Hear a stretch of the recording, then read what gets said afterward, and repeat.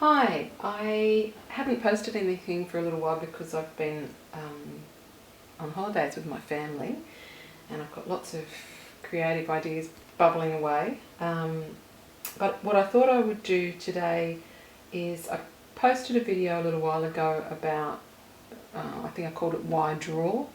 Yeah, people were quite interested in that, and apparently I had my hands in the way a bit too much, so I'll try and keep them out of the way and talk a little bit more about how I keep drawing interesting for myself, even though I would draw underwater with my hands tied behind my back. I like to sometimes put colour onto pages, and I basically put paint and things onto fabric and then roll that onto the page and get these nice randomly coloured backgrounds that I then just start to draw on. And I think I really enjoy doing this because the image itself, looking at it, I start to see figures and shapes and lines that I want to mimic. So yeah, and I end up with, a full page of drawing, which then goes on to inspire my painting, which is one of my other big passions. I'm a Scorpio, I'm passionate about everything. But yeah, I really recommend it for people, if you're a bit stuck. Sometimes looking at a blank page can be really difficult for some people. Not me, as I say, because I'll just draw on anything, anytime. But it can be quite confronting, and if you're just trying to get going, just start putting some colour on, and the shapes themselves will give you ideas, and I like how it seems to flow organically then. And I'm just as surprised as anybody else what turns out. So this is another one where I've used this same effect, and I'll do a whole lot of these pages and have fun, because I think they're kind of different modes of creating, painting and printing and that sort of thing, which is more associated, I suppose, with art journaling, is quite a separate sort of mind space that you get into, to drawing, which is obviously very linear. So yeah, I'll play around, and all the time with my work I like to not be precious, because this is really the creative playground, and you need to be able to play to create. I believe. I don't think for some people they're really structured, I guess, but I'm just talking about my own practice. And for other people to inspire their creativity, which is something I've done a lot over the last 15 years. Just allowing yourself to have no wrong. There's no bad art, there's no wrong art, there's no right way to do it. And sometimes the things you like least initially become your best friend down the track, or an element within how you're creating, really sparks that creative, like sets alight the creative spark, I guess is what I'm trying to say. So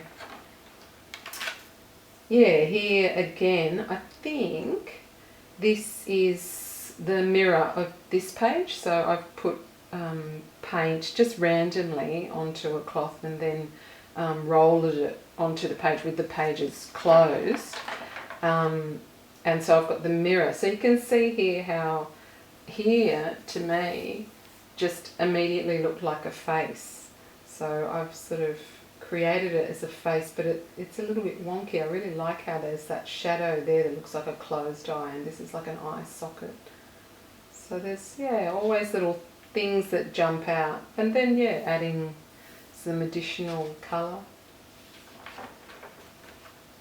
This is another technique that I use that I've talked about before. It's a great way for covering a page. You just blob a colour or a multitude of colours randomly across the top, and then you can do some random blobs on the page, and just get an old credit card, something like that, and zoop, zoop, like the sound effect, just drag it down the page. And obviously when you've got one colour, the variation that you just get is you know, a more transparent or a thicker coverage of the paint, which in itself creates something that I thought was quite aquatic in this case. But when you have multiple colours, you can get, as you do your first stripe through, the colours can remain quite separate because you've blobbed them all on the page, so dragging them down they can stay separate. But as you go back again, you've mixed colour as you're going down the page because it's splayed out, and you can get some really nice effects on that second swipe through the colours because they begin to blend, and you've got the original colours that were, you know, say red, blue and green, but then as you go through again you're going to have the combinations of those colours mixing. If you keep doing it long enough, like all paint, if you keep mixing all the paints together, you'll get a really dull, muddy colour, but sometimes that can be good too. Like, there really is no wrong. And I think we, as creative people, and you know, hopefully this will inspire other people to create who maybe haven't